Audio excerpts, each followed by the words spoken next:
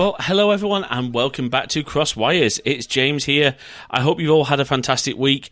This episode, we're going to be looking at a console system that didn't really make a European launch. It was meant to, but a few things went wrong.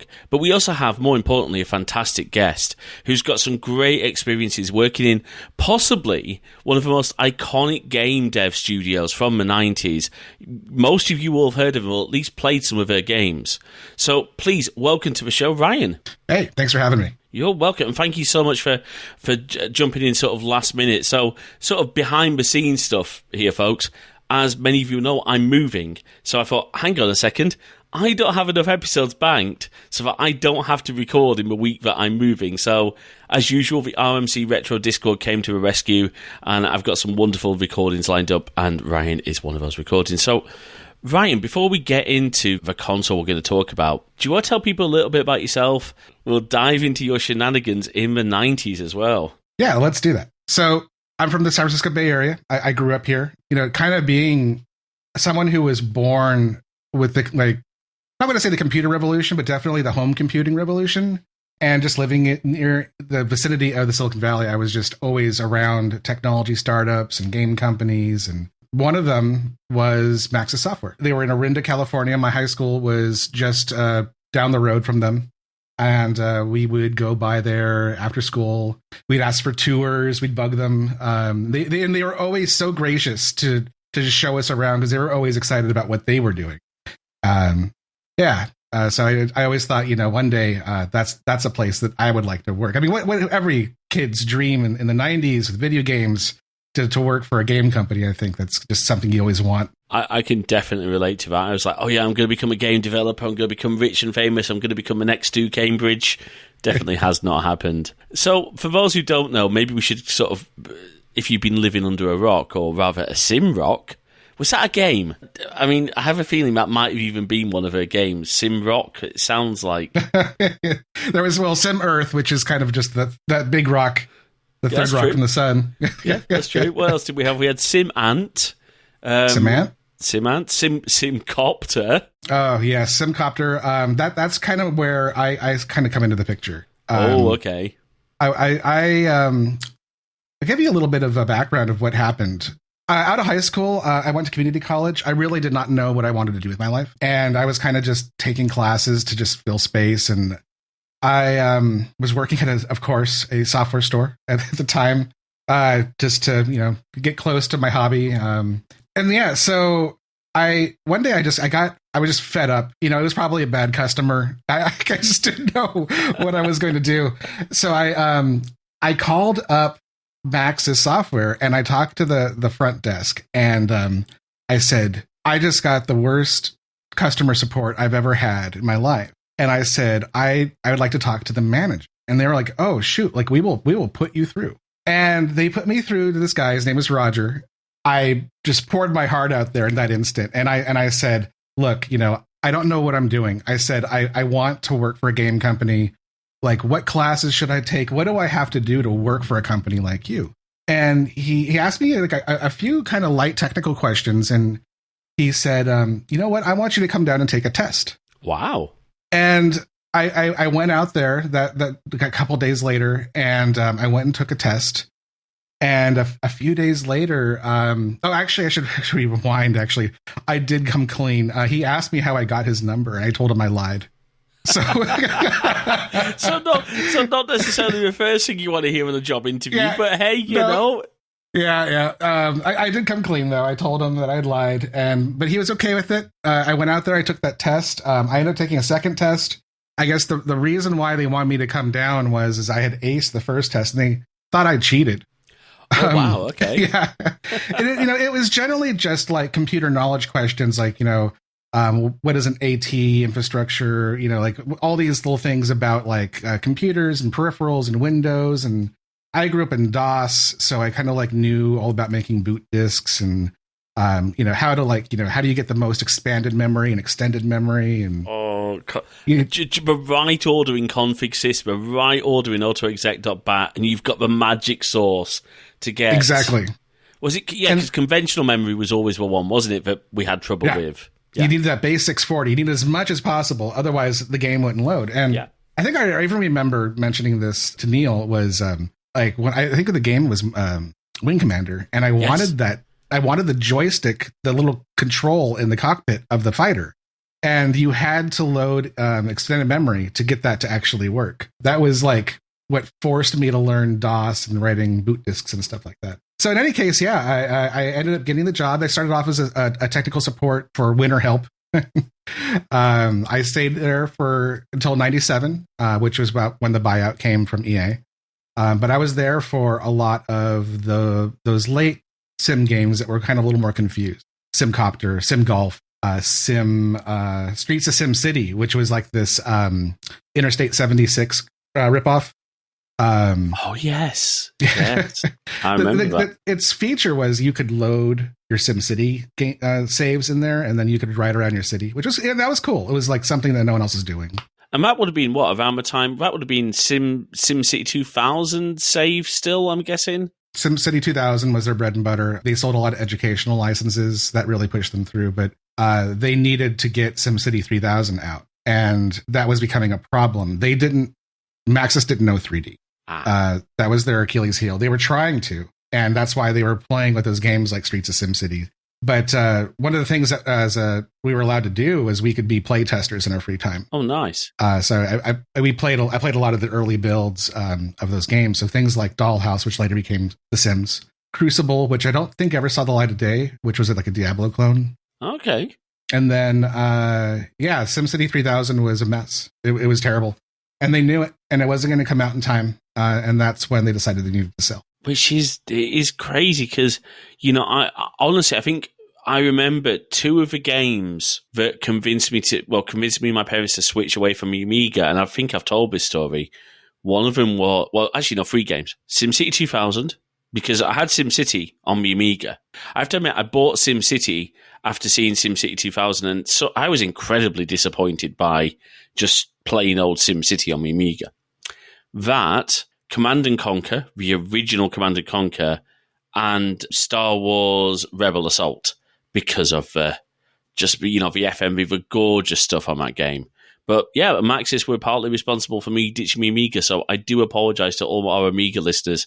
That's what did it. That's what got me to switch. Yeah, I always envied the Amiga and how the games looked, and how there was a certain style that was completely different than a lot of the local developers that you would see making games here. But I was never able to actually make the switch. I think we'd actually kind of talked about this another time, that there's a lot of European computing micros that just never really made it over here, or never were part of my childhood. That's right, yeah, because so obviously I think you had, correct me if I'm wrong, over there, you had a version of the Spectrum, right. But it was the Timex Sinclair rather than and it wasn't as huge a hit because let's be really honest, in that period, America was maybe, is it fair to say, was probably a lot more wealthy than your European cousins, particularly here in the UK, and so having an Apple II, or having a fully decked out Commodore 64 with the floppy disks, because we just suffered through tapes, apparently. I'm too young to remember this, but I know people who were.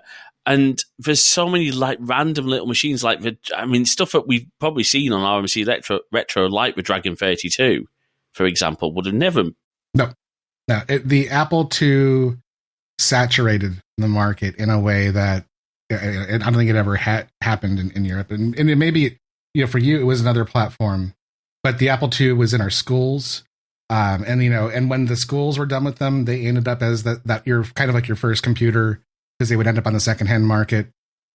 So everyone who's in my age group in the North American, I would probably the same for Canada. I would assume you had an Apple II. Here's a question: did the Acorn Archimedes ever make it over? Or like the BBC Micro? It was never something that was on my radar. Because that was, the Acorn. So my first school computers were the BBC Master, which was like the second generation of the BBC Micro, that famous system that, was really gave birth to, Acorn gave birth to ARM. And then the Acorn Archimedes. That's correct. the later sort of revision. But were in secondary school in particular, at least for the first 2 years of my secondary school career, most of our computer labs were Acorn Archimedes, and we started gradually switching to Windows 98 machines when Windows 98 became more stable than it was at launch. Anyway, that's completely beside the point. So, Simcopter, do you have any fond memories of that game? Because I have fond memories of playing the demo, but I think from our previous discussions, you've got a little bit more.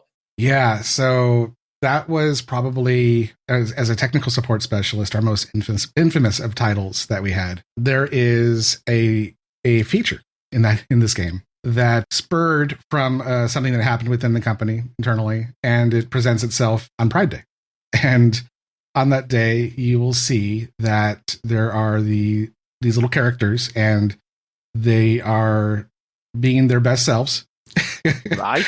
And they will surround your helicopter. And this was spurred on by someone in the company who, for obvious reasons, was unhappy with their situation and how they were treated. And they put this little feature into the game as a going away gift. Lovely gift. Yeah. Yeah. Now, I can imagine. I'm starting to get a picture here of where the time frame, the feature, and your role as technical support. I'm starting to get a picture of what might have happened. Right. Yeah. I mean, people did not understand what was happening. Everyone's computers, they thought there was a bug, and you would have to sit down and you'd have to explain that, this was a thing. There was a patch to fix it that was later issued. There was a 3.5-inch floppy that we can mail out to fix it. That's how it was done. We did have the internet, but we did have a disk we could send people to do that. Remember, most people were using modems at this point in time, so getting any sort of patch wasn't exactly a fast process. Right. We were blessed with an OC3 line in the office, but not everyone had something like that. So, that's why we still would manually write boot disks for their computers. We would, tell them line by line, what they would have to do. And this is hard because, again, you can look at it through, a modern vision and think, everyone's got some sort of technical knowledge these days, but not everyone did in the mid 90s.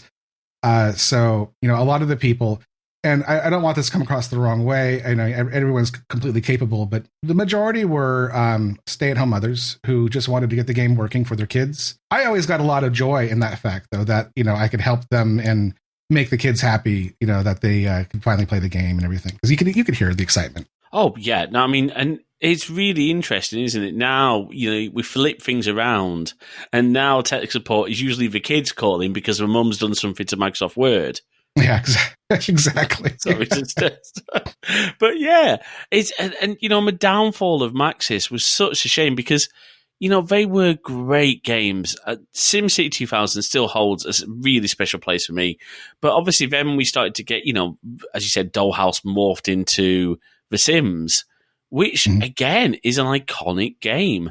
It is, and to say, I don't know if are we still.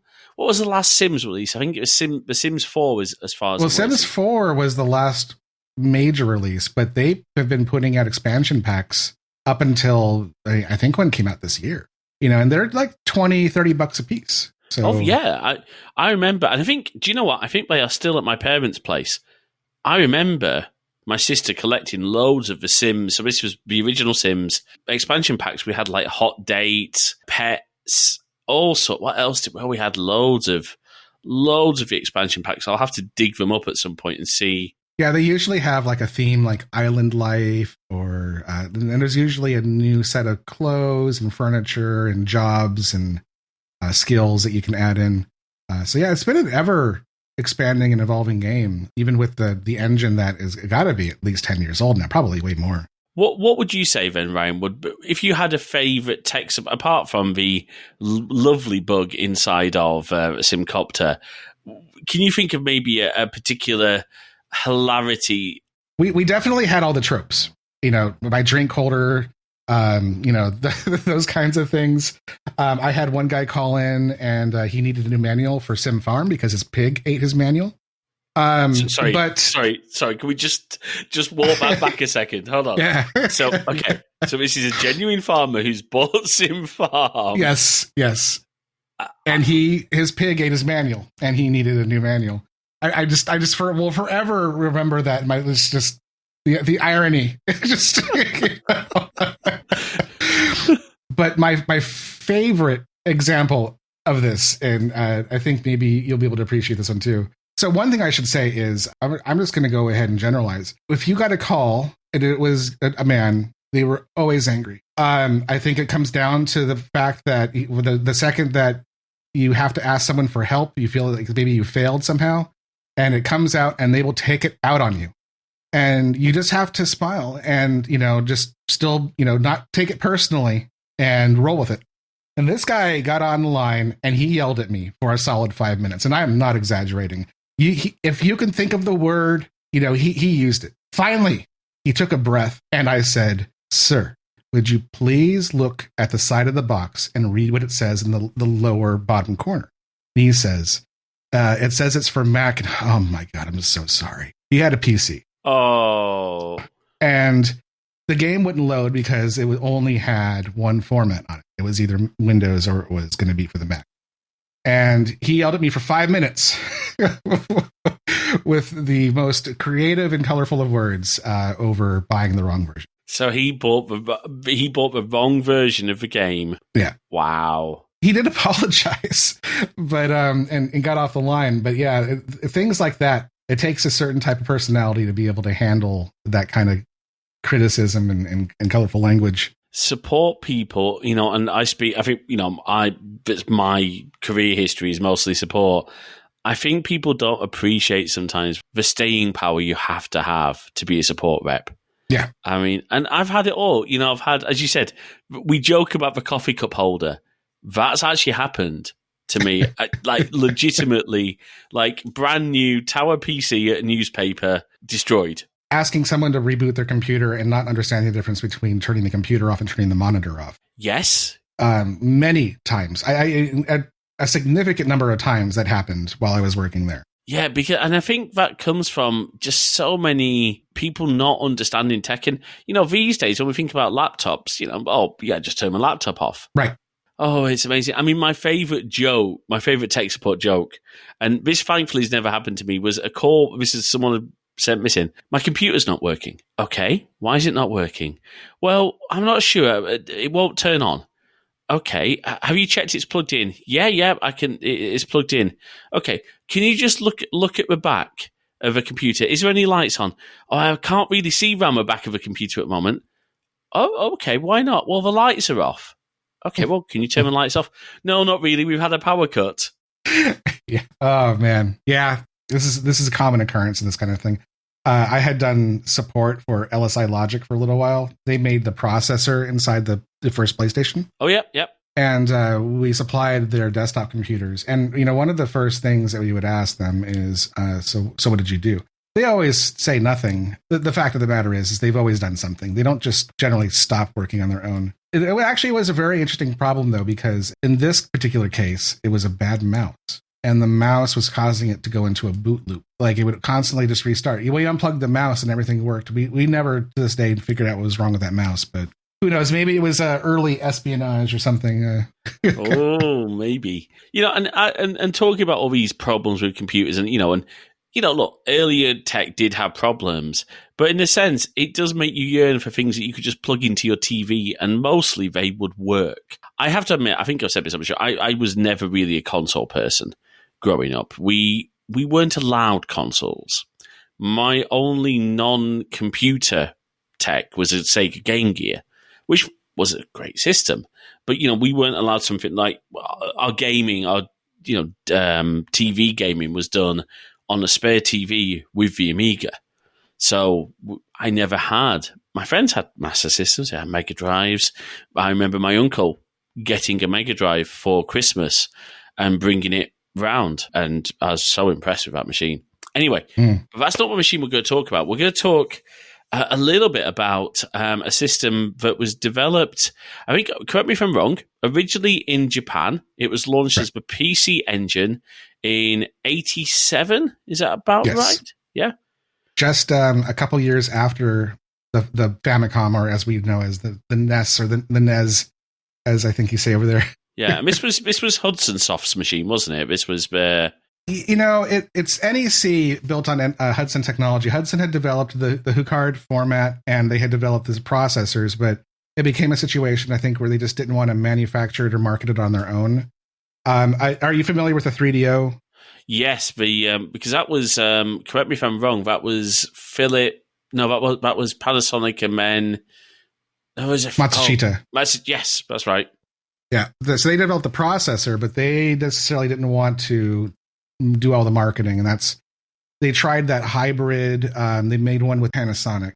They also opened up the platform for others to make their own version of it. So in any case, it was a similar situation for the PC Engine. Hudson had approached them with this the HuCard technology and their processors, and NEC made the PC Engine.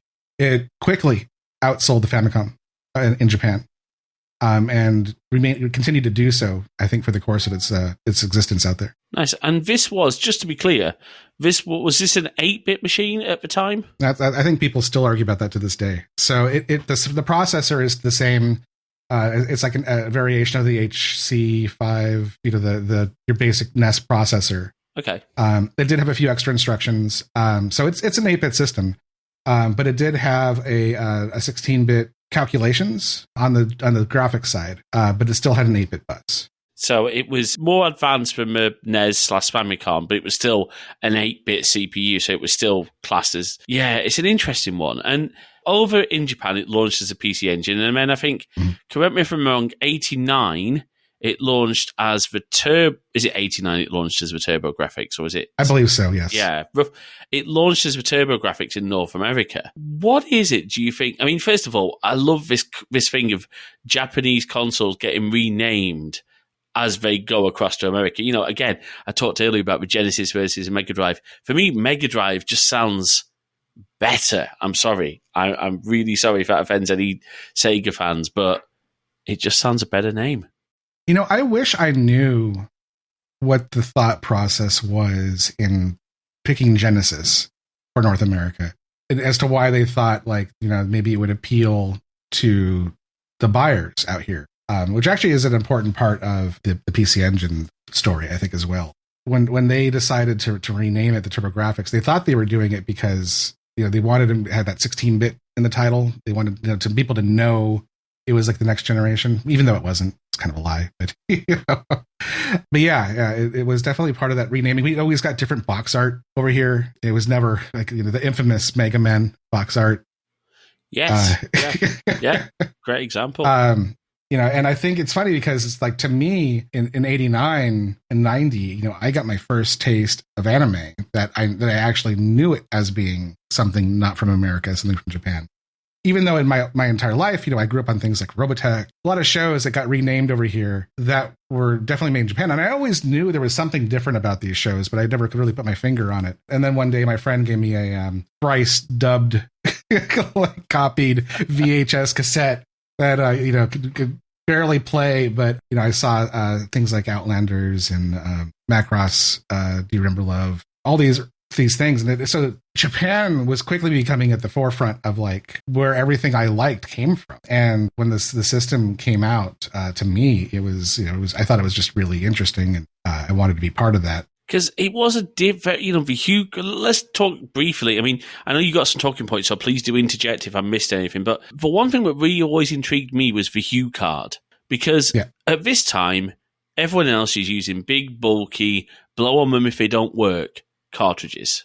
Now, the Sega Master System did have a cartridge option that used a very similar card system. I actually don't know who developed it, or if that was developed by Sega, or if it was related or not. But I always thought it was fascinating. I think that came from I might be wrong, but I think that came from the SG 1000, the previous console, which I don't think ever saw a US launch, but it was a Japanese console. Yeah, the first gen Master System had the ability to read those Sega cards, and it lost it in the Master System too. Yeah. So the Hue cards, as you said, Sega had something similar, but I've never seen anything quite like that because I was used to, when we look at the Game Gear, when we look at, all the Nintendo consoles, and I still love. I was watching a documentary of why the NES looks the way it does in North America compared with the Famicom, because they wanted it to look like a piece of entertainment electronics rather than a video games machine. Because of that, the video games crash, and it looks like an old VCR I had. And do you know what? I have to admit, I regret selling it, but I had a NES for a while. So I had a NES. I started off with, what did I have? I think I had an old Atari 2600. Oh, nice. And it was, even by the time I got rid of it, it was pretty old. But by the time I first got it, there's some games on there that I really enjoyed. I ended up selling that, back in the day, we all made these mistakes. I ended up selling it for my first Nintendo Power Pack. It had the power pad and the gun, but it didn't have the robot. It had everything else, and I played that for a while. But when I first heard about the PC Engine or the TurboGrafx 16, when the first advertising was hit, you looked at the graphics, and it was just like it was immediately apparent that it was next generation. Mm. The first of all, I mean, the sprites were huge. Like, you never saw anything like that on the NES. Like, where characters would be like, it's hard to visualize, but a couple inches on screen versus the whole screen, moving, and you could interact with them. It wasn't just like a wallpaper. There was definitely some great tricks that the NES used to kind of simulate it, but nothing like what they were doing on that. And the color palettes were just so much more vibrant. And then, of course, like you said, those little HU cards, they were so like, micronization, I think, was like the big thing back then, like turning everything, getting smaller and smaller and smaller. We went from 8 tracks to cassettes to CDs, and then there was like CD singles, and I think everyone was just like fascinated with like how everything was becoming more compact. And again, I think that's like you were saying, like one of the first mistakes I think that they made redesigning the PC Engine to the TurboGrafx 16 is they made it a much bigger system. It's almost 3 times bigger than the Japanese system. Wow. Especially when you add that cover on the back, it's huge. Because I want to say, gosh, it's almost as big as like a modern laptop, like a full size, like a PowerBook, versus the PC Engine, which was like the size of like a compact disc player. It was a really small, I've seen the PC Engine in photos. I have to admit, I haven't seen one in person yet. But again, a really tiny console, whereas the TurboGrafx was, as you said, a huge thing. And then that's before you start doing any of the add-ons, like, the Turbo, or what did we call it? What was a CD add-on for the TurboGrafx? For Japan, it was the ROM. That's right. Yeah. So they had an interface unit, and they had the ROM, which was just a CD-ROM attachment that it would kind of connect to. There was a weird tax law in Japan about how you, like, computer components versus audio components and that kind of stuff. Okay. And that was their choice. The reason behind them choosing to split it into 3 different purchases to skirt sales tax. Interesting. Oh, because if they sold the I think, right. If they sold the CD unit as something that could function by itself, something like that. There was I'm going to be a little fuzzy on this, but basically there was different taxes involved when it came to music and for computing and those kinds of things. How they approach IP and in music is actually also a fascinating side story, because making recordings actually is okay, and like they had big CD rental business for music audio. Oh. But CDs in general were actually a lot more money in Japan. They were like $30, $35, $40 a piece. As in to buy. Right, exactly. This is why it wasn't uncommon that you would go and rent a CD and you would copy it. And this is why things like the mini disc were hugely successful in Japan. Oh, because you wouldn't own the original. Right. This is fascinating. On a side note, do you know the one thing I wish we'd seen? This might sound completely random. I wish we'd seen a mini disc gaming system. Someone on Twitter had posted a what if photo, and it was like a PlayStation that used mini discs, and it was the coolest concept art of like something that will never exist I'd ever seen. But I wish I could give proper credit for whoever that photo was. But I'll see if I can find it, and if I can find it, I'll link it. But yeah, because I had mini disc, I had NetMD. You know, like that transitional phase between mini disc and MP3. Sorry, completely random tangent. Completely. I also jumped on that bandwagon, so I understand. But yeah, we're talking about the CD era still. Yeah, so back in '89, when NEC hit the market, they had a full game plan. They already knew they were releasing the CD-ROM before they released the PlayStation. That it was something that they had as part of the whole process that they wanted to follow. And that's why just a year later, maybe 2 years, the CD-ROM hit with the interface unit. They had a huge library of CD games over there. The whole thing was just really amazing. And am I correct that the PC Engine / TurboGrafx, one of its biggest selling points, and do correct me if I'm wrong, was how good some of the arcade conversions were? I was going to say, yes, I think so. There's definitely also some controversy, like games like Strider, which there was a lot of lore about how it was supposed to go to the Super Graphics, and then that whole chain of events that happened. But I think really what do you say, arcade conversions come down to the shmups, the shoot 'em ups, the arcade shooters. It's really well known for having one of the best arcade shooter libraries of all the consoles, especially for that generation. And its conversions are they're definitely better. Games like Life Force or Salamander, however you might know it, Sidearms, Raiden 1 and 2, and then Raiden Complete.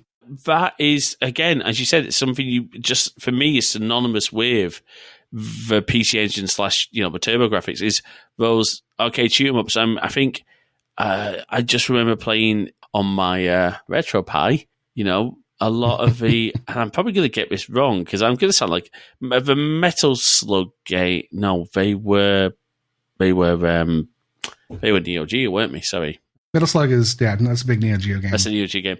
But sorry, you see, this is how much I don't know about some of the earlier consoles, folks. This is why I have people like Ryan on my show so let's do it. So what would people identify as maybe like the biggest known game on the TurboGrafx? For sure. Bonk's Adventure. Yeah.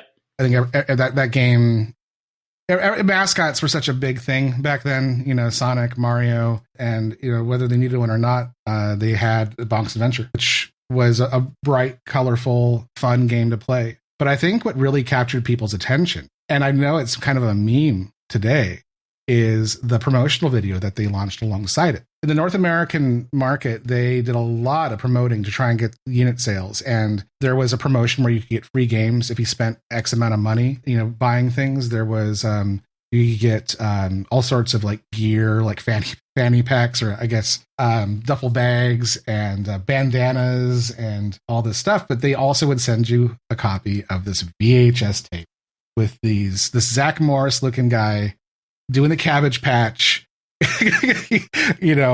looking at all these games that were on the horizon for the TurboGrafx 16. And when the first CD game was revealed on that VHS tape with its CD audio, it was mind-blowing. I don't want to overuse that phrase, but when you heard they were speaking, like there was completely intelligible voice happening in these RPGs and this amazingly orchestra scores of video game soundtracks. It was unlike anything coming from a NES that I'd ever seen. Yeah, because NES had there's something rather magical about NES music, but you can't ever compare that with the quality that you'll get off CD audio because, well, it's CD audio. It's, even to this day, CD audio is still fantastic. And to do that on, for a game soundtrack and for, real speech, because before then, synthesized speech, okay, it sounded okay, but it was never, for me, I remember playing some of those games like, what did he just say? What on earth was that they just said? There was always they were always experimenting with like sports announcers, so you'd hear things like, you're out, but it would be really, really computerized and kind of staticky and garbled and in the best kind of digital garbage kind of way. Yeah. In hindsight, I do appreciate the NES music, I think, in a lot of ways more because of what the limitations they had to work with. If you had a game, and I think I think Mega Man or Mega Man 2 are a fantastic example. If you were going to be playing a level 50 times or 100 times, that music better be good. Oh, yeah. because it's going to loop forever. And I think that's why some of those tracks are just so iconic, because we sat there with them and we loved every minute of that loop that we could get out of it. But at the time, to hear a CD score, it was just a different world. So what then happened with the, and I'm switching terms here, PC Engine, TurboGrafx, but what happened next? Because once, sort of a PlayStation era hit, so a PlayStation, the N64, we didn't really hear anything out of NEC. Not outside of Japan. Some people will say that they were their console business was a one-hit wonder with the PC Engine, and it really did capture a particular type of magic. I think there's a lot of socioeconomic reasons that was the case in Japan. With the bursting of the bubble in '89, it really literally had a stagnant economy ever since. They did put out 2 more systems, a TurboGrafx, which failed to really capture anyone's attention in Japan or outside. And then there was also the PCFX, which has a very specific market that would probably not have gone well over here in America. So yeah, that was kind of the end of the road for NEC as far as any success in the home gaming. So looking at now, the TurboGrafx and the PC Engine still have a huge fan base. And I know you're one of those fans. What's happening for you right now? What are you doing in terms of the PC Engine, in terms of TurboGrafx? And I know you've got a new product that's literally just arrived as we were recording this podcast. Yeah, one of the things that, as we're kind of saying, the end of the line for the PC Engine, it kind of went down as a failure outside of Japan. I've been with it the whole time. Like I had my TurboGrafx in grade school and in high school, and I have all these fond memories of it. But a lot of people looked back on it as being a failure and having no good games, and it was kind of just a system that wasn't worth your time. Appreciating it for what it is and what it has to offer is really been a product of this whole retro game scene. Yeah. And younger kids, not even like millennials and Gen Zs, who are discovering it for the first time, thinking, gosh, this system actually has some great titles to offer. And fan translations have come out of that, and I feel like there's this renaissance happening for the PC Engine, where people are finally appreciating it for the system it was and not what they were trying to make it be. So yeah, I guess my story starts with the pandemic. It was March over here, I think, when we went into lockdown. I mean, when I say lockdown, I think everyone's got their interpretation of what that means, but for the most part, we weren't leaving the house. Yeah, I think for us, that was March of 2020 was when lockdown hit the UK, and yeah, as you said, we, at least here, we were not leaving the house, and I think it certainly gave a lot of people free time. It did. I had just started a new job, a job that I was told that I would never have the possibility for remote work. And then I was told on my second day on the job that I could go home with my laptop and I could work from home from then on. Like a lot of people, I just had a lot of free time. I finished games. I haven't finished a game in like a decade. Like, what is this thing you talk about finishing games? I haven't. I know. I saw the end of a game with credits and everything, and it was just so wonderful. Hang on, do you mean not on YouTube? Not on YouTube. No, I sat down and I played it, and I got to go through the whole hero building arc and finish that game. So. But I started running out of like ways to occupy my time, like a lot of people. At the same time, that's when Retro Gamer Store had posted some photos that he was going to make a clear shell for the PC Engine. And I saw that, and like a lot of people who during the pandemic had a lot of free time and too much money to spend, I'm going to buy that. Like, that looks like something that I'll do. Like I said, you know what? Okay. So I had just kind of gotten into soldering like about 2 years prior to the whole thing. And I'm like, I'm going to build myself the PC Engine I always deserve. I'm going to get this thing. I'm going to recap it. I'm going to give it the whole Neil treatment, the polish it, scrub and clean, and the whole thing to it. Did you have the murder gloves, Ryan? But no, I don't. I don't have the murder gloves. I do have gloves for handling the lead and everything, but not quite that intense. No. Although I'll say that there's never a look like the first time your significant other sees you washing a games console.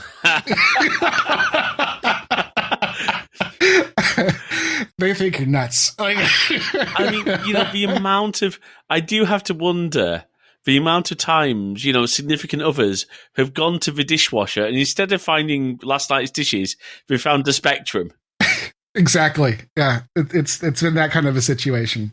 So I started buying these parts and I started, ordering everything I was going to need. And I started talking more and more to RGR Retro Gamer Store about, was he going to make the stickers and the branding? And he's like, no, I'm not going to do that. And I started thinking about it and I was like, maybe I can do this myself. And I don't know what I'm doing, but, let's give it a shot. I put together a package through Bai, which is like Sendico. And I started buying a whole bunch of parts from Japan, consoles, controllers, cables, everything I would probably need for the PC Engine.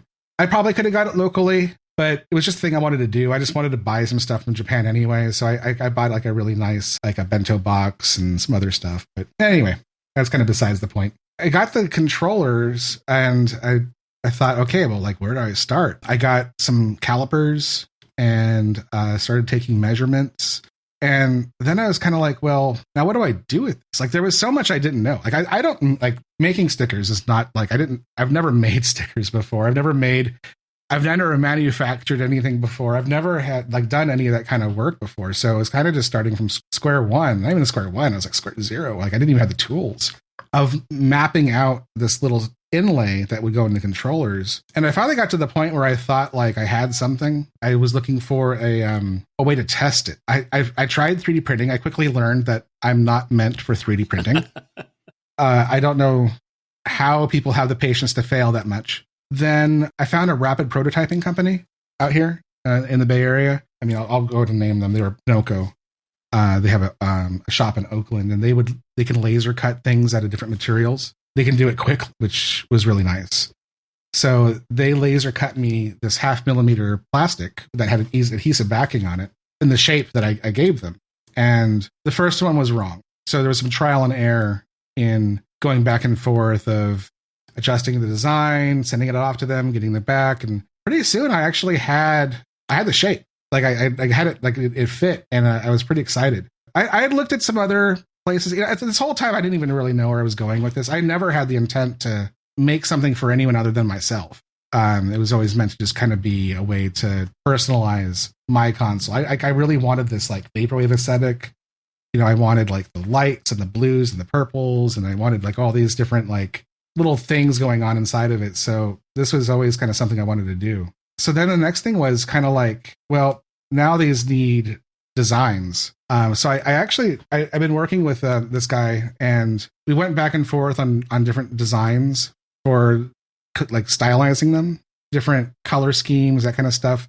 Ultimately, though, after kind of like getting on different retro groups, it seemed like people just wanted to reproduce the original. I made a whole bunch of designs that replicated the originals. I'd never had to do like color matching before, so I had to get like what do you call it? These special like cards that you could use to like kind of color match things. Yeah, I think I know exactly what you mean. Sort of like the Pantone cards. Yeah. There's a Pantone color system. Oh gosh, and that's expensive as well. Well, you can buy them secondhand. Okay. They don't guarantee the accuracy, but they're things that you can acquire. I picked those up and, was kind of trying to match colors and match designs. And I did my best. I tried not to be a pest. And that's like one of the hardest things of like, I don't want to cross the line of like self-promotion versus literal, like trying to like tap into the audience of like asking people like what they want. I think it's always like a careful balance. Oh, absolutely. Yeah.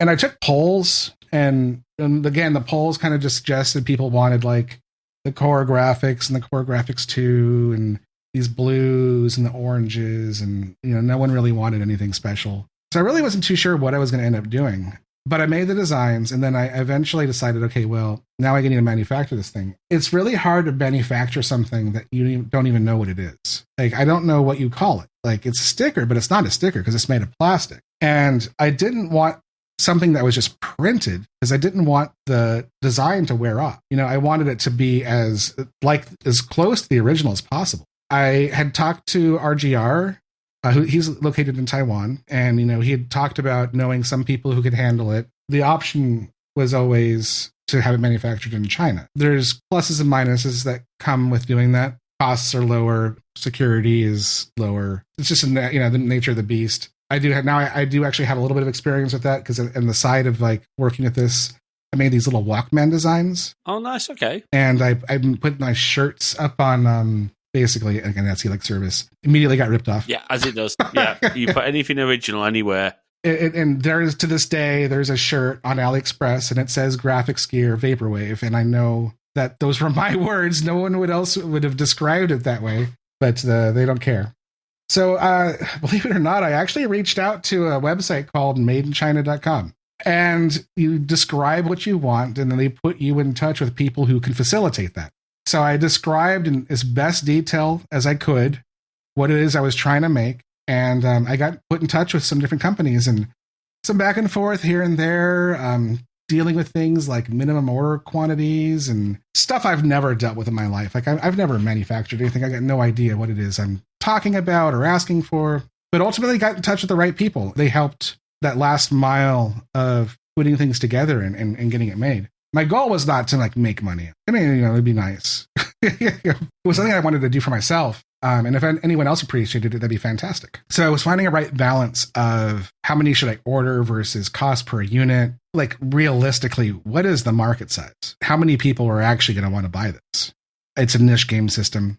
I can't imagine how many people actually even want to customize their system. Some people probably want to keep it stock. Other people might want to. So I really didn't know like how big the demand would be. It wasn't until I put it online for the first time and saw orders come in.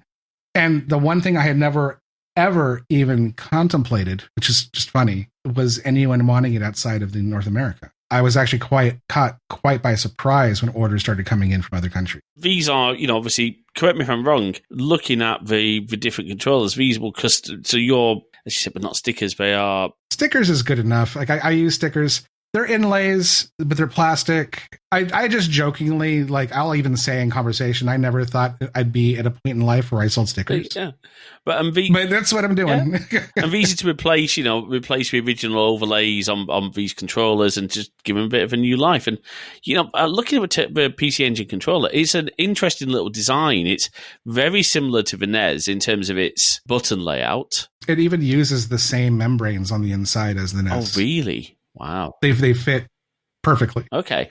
So, but it's nice just to have that refresh, especially if you are, if you're someone who's maybe got a PC Engine. One question I forgot to ask about the PC Engine versus TurboGrafx. If you had a PC Engine, so if you get a PC Engine from Japan, is it region locked? So yes, there is a region lock. It's just they flipped 2 pins. So it's fairly easy to mount a switch to reverse it. But I mean, you can also do the same thing with an adapter that just flips the pins. Okay. So if you, because you said obviously the TurboGrafx was a much bigger console, do you find people tending to prefer buying a PC Engine because of its size, or are people still wanting to own a TurboGrafx? Because of the scarcity, I think there's a certain collector demand for TurboGrafx 16, and there's being fewer games, being fewer conversions. I think there's just a lot more appreciation in that respect. Where in Japan, it was so successful that the games themselves are plentiful, the accessories are plentiful. The downside is unless you know Japanese, it can be a bit of a hurdle to get around that. Now, most games, everyone knows how to play a baseball game. Even if you don't know baseball, you could probably figure it out without anyone explaining it to you. But RPGs are going to be a hurdle. Oh, I was going to say, RPGs, you really need to be able to read. Yeah. But otherwise, the two systems are actually, they're an analog for each other. They did redesign the motherboard in the TurboGrafx 16. So it is physically bigger. It's not like they just put it in a bigger shell. They did change the actual PCB layout, which I think is silly, but okay. The controllers are larger, but they still have the same face, which is actually one of the things that's great about my sticker, because to make the sticker, I need a die-cast mold that stamps them out, right? That's very expensive. That cost $1,000, and that's assuming you get it right in the first try. And we didn't get it right on the first try. We were able to circumvent it and make do, but the nice thing is that for the PC Engine, the original white one, the PC Engine Core Graphics, the PC Engine Core Graphics 2, and even the Duos all use the same 2-button controller and the same mold. So the stickers fit every generation of that console up until the last version that used a 6-button controller. And it fits the TurboGrafx. So right off the bat, I have the benefit of my stickers fitting about 8 different variations of the console. Awesome. That's obviously a huge cost reduction thing for you, and also means that people can, I guess, technically speaking, they could buy stuff that, buy a branding that might not be for the, originally for a machine. Again, making it custom. Now, correct me if I'm wrong, what's just arrived is you've also started doing this for the Nintendo, for the NES. Is that correct? Yeah, so once again, RGR said that they were going to be making a clear shell for the NES. The thing was, again, he wasn't sure what he was going to do about the controller. He said he may not be making his own controller for it, but Retromodding makes a series of NES controllers in different colors. Handheld Legend makes buttons in different colors, and you can put those together, and you can make something that they have a clear one. They have clear buttons. You can do different colors. They have pinks and purples and things like that. Actually, that's something I should also mention, is because in all of that, I don't know what what do you call it? A focus grouping? Yeah. Every time I try to do a poll and ask people, they all told me they wanted reproductions of things. But at the end of the day, when I opened up my store and I put them online, my biggest seller was my Vaporwave design. This purple and blue, kind of just beautiful color. Yeah, it's everything that people think of when they think of the 80s and with nostalgia, and it ended up being my biggest seller. And that's when I realized that people want to express themselves also with these things. So I went back and I made teals and pinks and oranges and just all these different colors. And in a lot of ways, the demand isn't as high because, again, it's a niche system, but at the same time, I'm kind of surprised how many people want an Arizona iced tea themed controller inlay for their PC Engine. So, yeah, it's fun. But it's interesting, we jump forward to now, and you got things like, the Xbox Design Studio for their controllers, where people go crazy designing controllers. So actually, I can see why people would do this. And, clear cases, the NES with a clear case I can imagine looks beautiful. Yeah, well, the Famicom and the NES both look fantastic. And, with the NES, if you've done one of those, the Neo NES, restoration boards with the black PCB and, who knows what color caps you chose to really be able to personalize it, I think, people are liking that. Now, for the NES, I did decide I was going to make some new designs.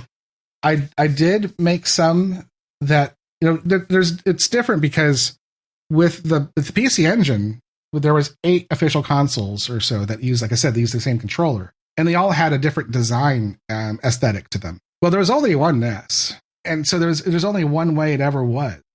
If you look online, you see people, especially on Twitter, there are different creators who put their own spin on casting their own controller shells and putting little medallions and emblems on them. They're quite expensive. They're definitely not for the faint of heart.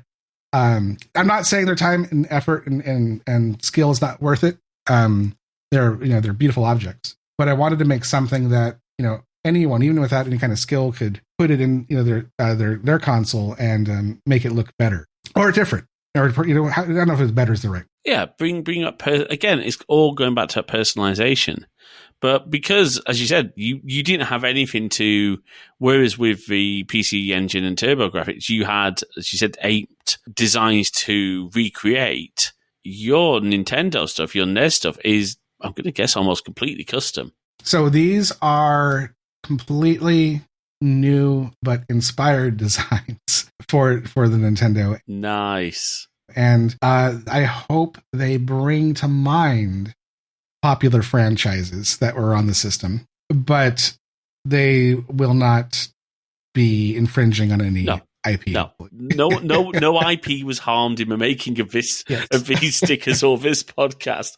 So this is fantastic. So, I mean, we should probably say at this point, where can people go to actually look at all your designs, check out everything you've got for sale? Where's the storefront? GrafxGear.com. And it's GrafxGear on all the social medias. That's GRAFX, graphics, instead of the actual way to spell it. When I was picking a name, I actually, I don't know if you're familiar with Marilyn Manson and how and why he chose his name, but he decided to pick two things that he thought were kind of this like juxtaposition to each other. He thought Marilyn Monroe and Charlie Manson were these two popular figures. So back in the 80s, there was this really popular flash in the pan of shoes called LA Gear. And there was the TurboGrafx. And I thought, if I join those words, kind of capture that 80s-ish kind of sound. So I'm actually just looking at the website now, by the way, while we're recording. And I love some of these designs. I love the fact you've got the stickers, the decals there as well. So because decals go missing on secondhand consoles so much. Yeah, I feel like I'm treading on thin water. It's an old system, and I'm hoping that I definitely made some mistakes about not trusting my own branding. So I've decided to really embrace my branding of GrafxGear. I think what some people don't really see. I'm going to go ahead and spell it out today. So on my logo, the little controller logo, it's actually two interlock G's. Yes. And after I say it, people are like, "Oh yeah, there it is." So yeah, my little logo is actually GrafxGear or GG, and I think GG is fantastic because we all know it as Get Good, or we know it as Good Game. So yeah, it's GrafxGear.com. Awesome. And yeah, go and check it out. And I will say, and not to embarrass you, but if people are thinking, oh, here's another piece of retro stuff that I can't afford, I'm going to tell you right now, these are really affordable. Ryan's done a great job of keeping these at a really reasonable price. So thank you for that, Ryan. That's the biggest problem is the shipping. International shipping is tough. I wish there was a way that I could work around that, but it just hasn't presented itself yet. No. And that's understandable. And again, I can, I've just seen the wood inlay for Vanez. Oh, that's beautiful. Yeah. There's only a few of those I made, only because it was an experiment, and they look amazing. But it was a minimum. It was a small order. I couldn't get the prices down. Unfortunately, they are what they are. But as you said, we don't know how well they'll hold up in actual use. That's a very valid point. But they just look stunning. So fantastic. Go and check out GrafxGear.com. Ryan, thank you so much for sharing your memories of Maxis. I just really reliving some of those stories and hearing some of your experiences with how you actually got that job. Because that, to be fair, I've never thought of calling or pretending to have a bad customer service experience and asking to speak to a manager in a way to get myself into customer support. I should start doing that. That's a great experience. That's a great idea. I love it. I think everyone always complains about getting your foot in the door, and you got to be creative. But if you're hungry, you'll make it happen. Oh yeah, I mean, the number of times I've reached out to companies who've had, I say who have generally good support, but you can tell they're struggling and say, hey, do you need some help? And 9 times out of 10 we don't. In fact, 10 times out of 10 at the moment, we don't for me. So, but there's been times where I've been successful in that. So, Ryan, thank you so much for joining us. It's been an absolute pleasure to chat with you. Really appreciate it. And thank you for having me. My pleasure. So make sure you check out the show notes for this episode. We'll put links, of course, to Ryan's socials. We'll put links to the GrafxGear website. We'll try and put a little bit of information. I'll try and put some information together, linking to some resources on the TurboGrafx. I think Neil's done a video, hasn't he, on a couple of the systems, if I remember correctly. Yeah. Neil has done. I think he did Laser Active and a full restoration of a PC engine. So we'll put those in there because they're always great to see. You can see how the thing actually came together. I know he's done stuff with the interface unit and the ROM, so it'll be worth checking that stuff out. Make sure you head over to crosswires.net for the show notes. Visit crosswires.net/YouTube for our existing YouTube content. You can email podcast@crosswires.net. Make sure you follow us on Twitter, CrosswiresMG. And of course, if you're a Good Pods listener, do start a discussion there. And watch out on the website because we are going to have a discussion poll soon. We really want your thoughts on a particular episode we're going to be doing, so watch this space. Thank you so much and speak to you next time.